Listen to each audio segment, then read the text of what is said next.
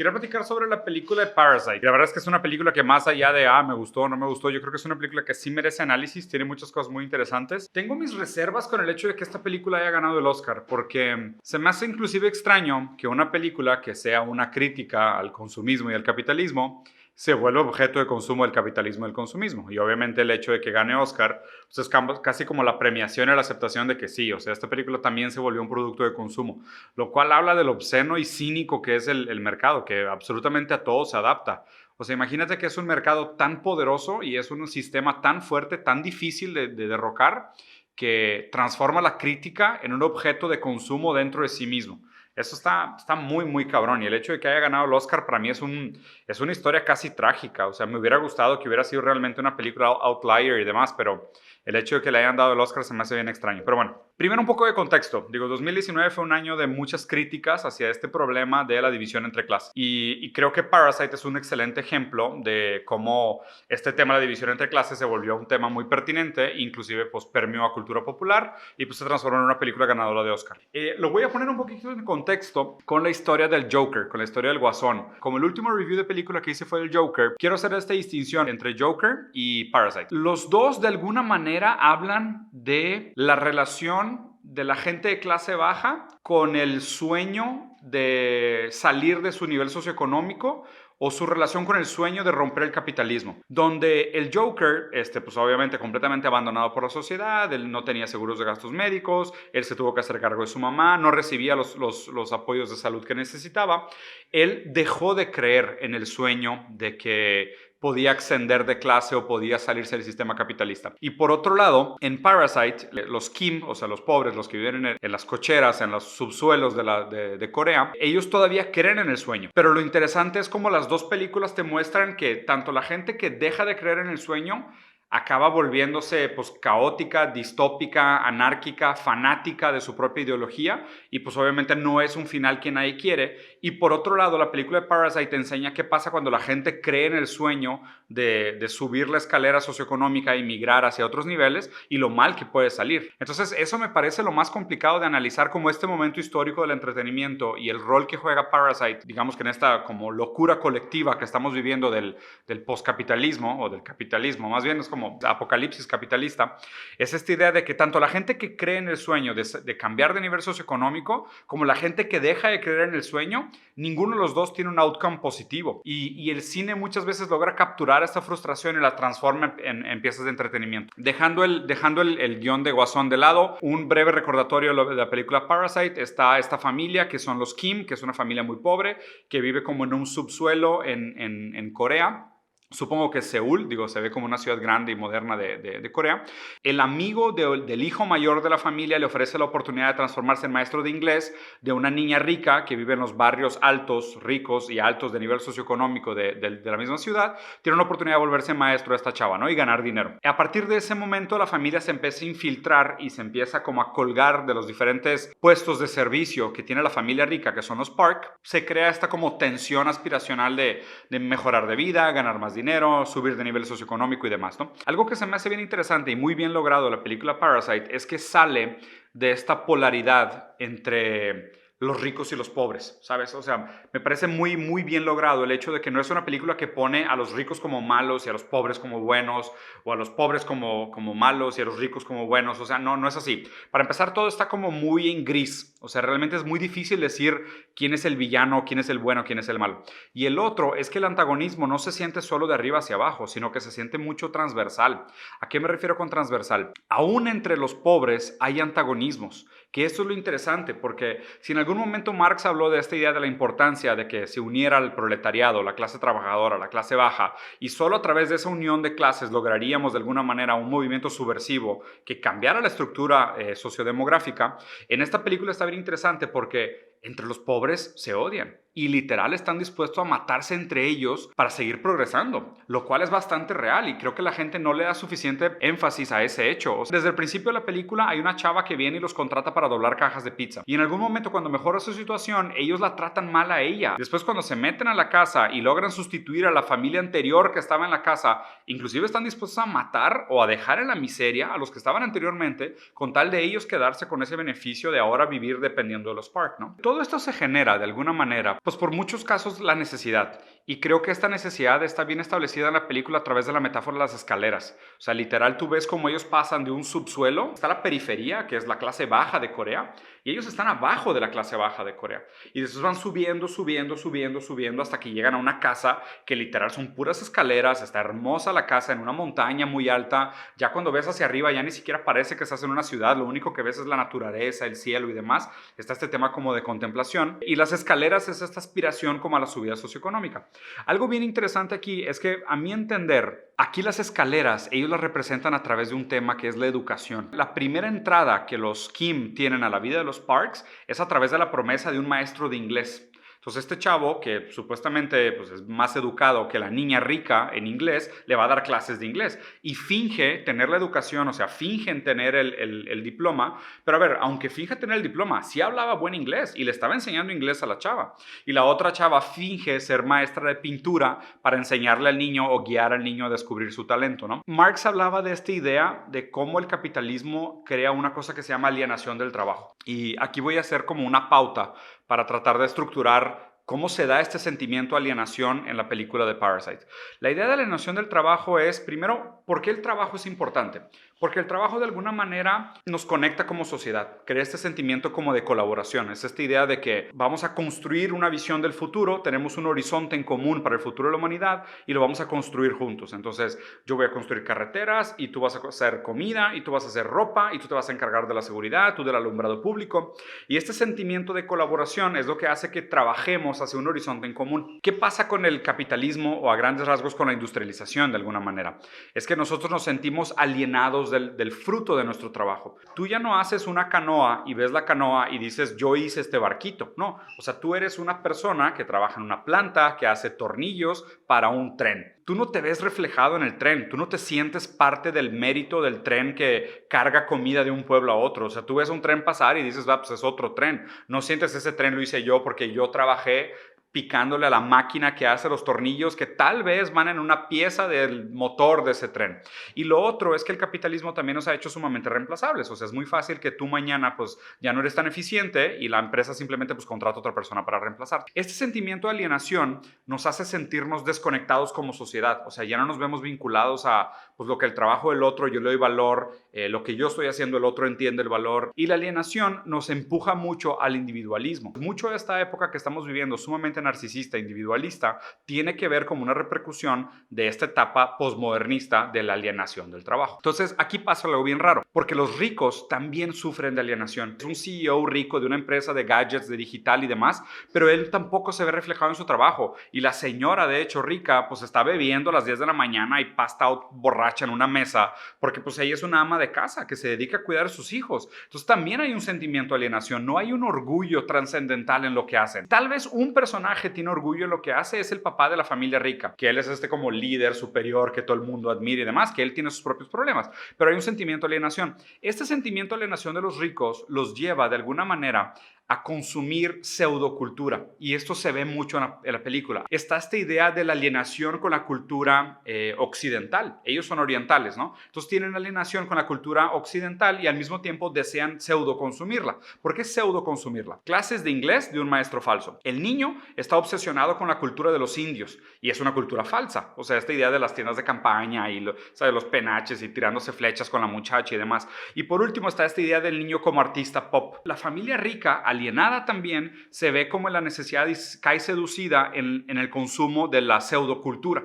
Y esto también pues, es un reflejo de cómo la alienación nos pega en todos los niveles, no solo con los pobres. Entonces estoy hablando, vamos a suponer que de la primera mitad de la película. Cuando me refiero a primera mitad de la película es antes de la escena de la lluvia. Antes de la lluvia hay otro hecho importante, que es esta idea de la piedra. De alguna manera la película empieza místicamente cuando el amigo del hijo más joven de la familia pobre recibe de su amigo una piedra, que supuestamente es una piedra de la suerte que va a cambiar su fortuna. Esta piedra tiene un valor muy simbólico en la historia, porque es como esta promesa mágica de que las cosas pueden mejorar. O sea, no existe realmente una expresión racional para decirles cómo van a mejorar las cosas, pero sí una expresión mística de cómo podrían mejorar las cosas. Y obviamente, pues al final de la película, este regalo se pervierte y se vuelve un arma de crimen. Y esa misma piedra es la que usan para matar a ese chavo que la recibió de regalo al principio de la película.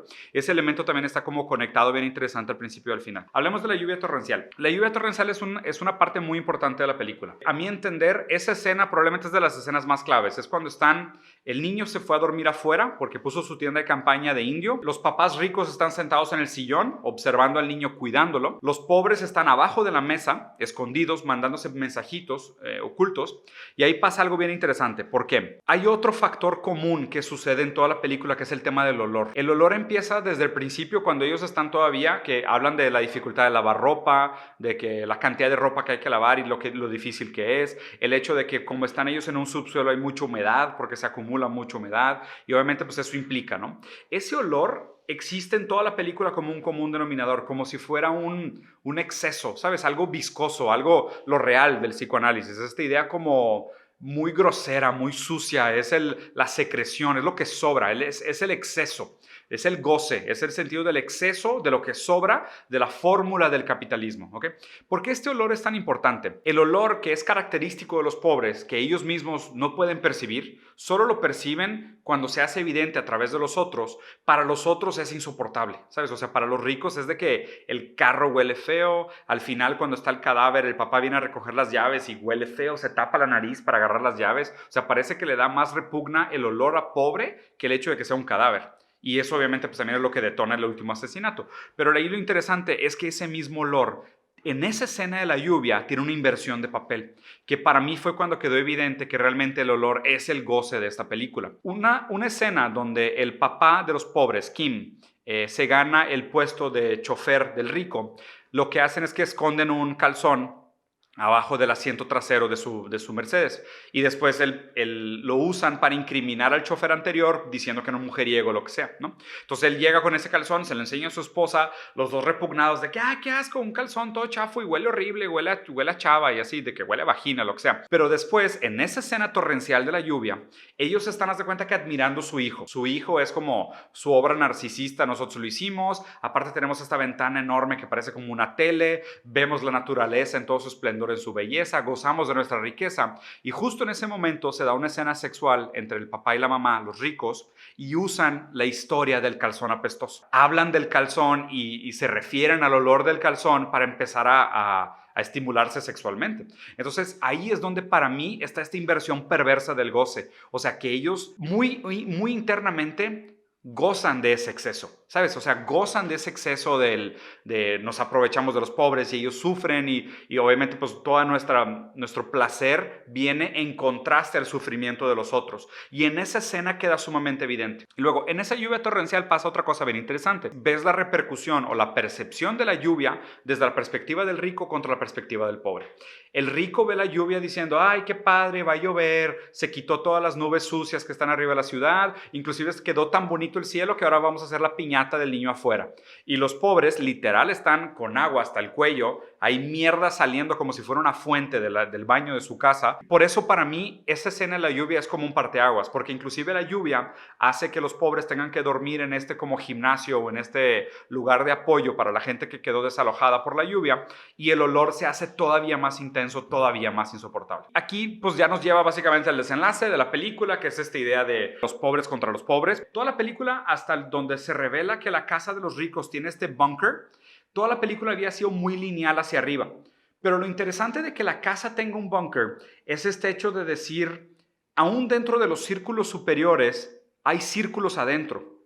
O sea, continúa existiendo esta distinción. Y me pareció bien interesante esta idea de el búnker casi como un inconsciente del rico, ¿sabes? O sea, que ellos no saben que está ahí. O sea, es como si fuera una estructura mental de cómo funciona la vida del rico y ellos no saben que esa parte de ellos está ahí, es como una sombra de su vida. Y literal, el señor que vive en el búnker, el esposo de la primer muchacha, se comunica con el señor que admira, porque lo admira, porque le da de comer sin saber, se comunica con él a través de clave Morse, ¿no? Entonces está interesante cómo este búnker juega casi como un papel del inconsciente del rico. O sea, él no sabe que depende de ese submundo para prender las luces de su escalera, porque realmente las luces de su escaleras no son automáticas, las prende alguien más y es una persona que está en el inconsciente del rico, que está sumamente interesante. Aquí está la escena final donde, pues bueno, está este choque entre los pobres, están dispuestos inclusive a matarse para continuar progresando. No hay un sentimiento real de unión, como decir vamos a apoyarnos y realmente los malos son ellos porque ellos son los opresores y si dividieran su riqueza nosotros no tendrían problema y si nos hubiera perpetuado la riqueza nosotros tendríamos otros derechos y otras oportunidades. No, es prefiero ganar yo, te voy a matar. Y hay algo bien interesante que es como esta premisa de que la bondad, la empatía, la caridad es un lujo que se da cuando no tenemos prisa, cuando no tenemos urgencia. Y lo dice claramente la señora Kim de la familia pobre cuando están en esta escena donde están haciendo como una fiesta porque los ricos se fueron de viaje, ¿no? Antes de que regresaran. Y ahí la señora pobre creo que dice algo como, si yo tuviera dinero yo también sería una buena persona.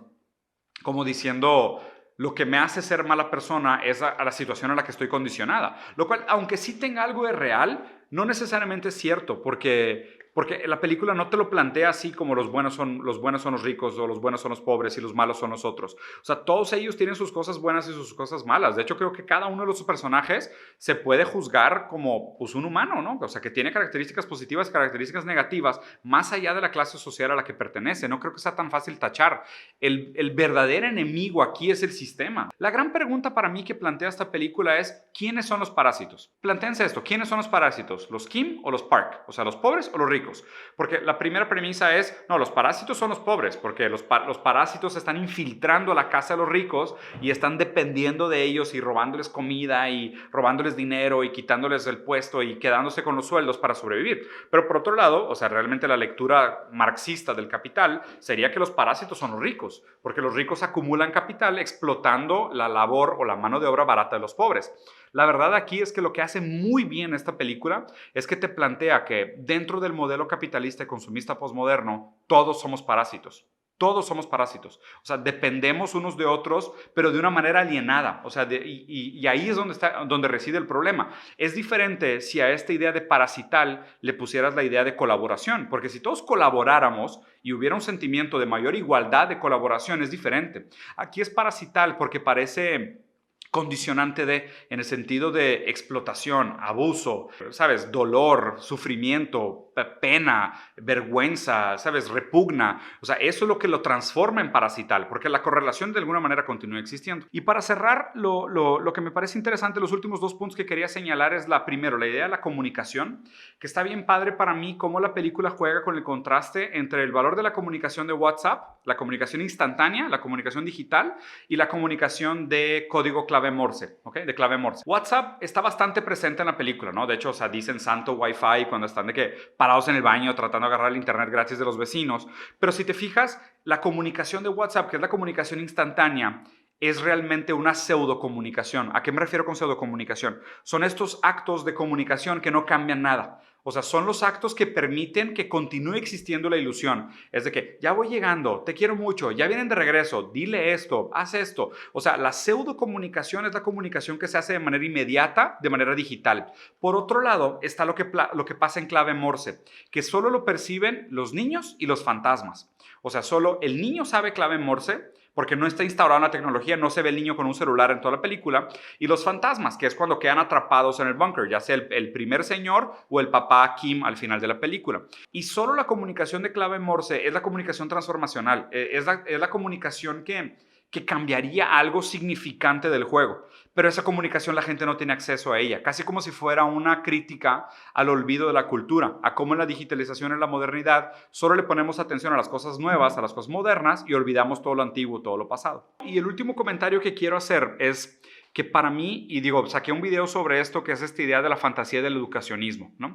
Y la primera metáfora que hice de esta idea de que en esta película de Parasite, las escaleras son la educación, ¿sabes? Y queda clarísimo para mí al final de la película, cuando el papá de los Kim queda atrapado en el basement, el chavo, que es el de los pocos que sobrevive, tiene un sueño, literal tiene un sueño, o sea, está daydreaming, está soñando despierto. Él sueña que va a estudiar, se va a esforzar mucho, se va a volver rico, va a comprar la casa y va a salvar a su casa, va a salvar a su papá del encierro, ¿ok? Lo cual es un sueño. Pero obviamente nunca se hace. Tú lo ves estudiando y ves lo difícil que va a ser y obviamente como que te dan a entender de que pues no va a pasar. Probablemente el papá va a morir encerrado en esa cochera, en ese bunker, en esa cueva, ¿no? Y para mí ese es el mensaje más importante de la película, es qué pasa cuando nos creemos el sueño de que la educación va a romper la diferencia entre clases y te das cuenta realmente que es una mentira, ¿no? Que la educación no rompe la diferencia entre clases. La diferencia entre clases es otra. La diferencia entre clases perpetuada por el capitalismo nos transforma a todos en parásitos. Y pues básicamente esa es mi lectura de la película. Bueno, espero les haya gustado. Gracias. Adiós.